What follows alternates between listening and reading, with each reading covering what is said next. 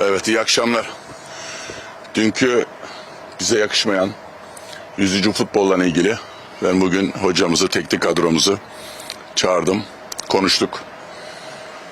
Kaptanlarımıza konuştuk. Gerekli ultimatomlar verildi. Bir daha tekrarlanmayacak. Hocamıza devam ediyoruz. Bu arada bu çok konuşulan bir takım spekülasyonlar yok. Primler verilmemiş de o yüzden öyle olmuş. Hak edilip de verilmeyen hiçbir prim yok. Bunları söyleyenler yalan söylüyorlar.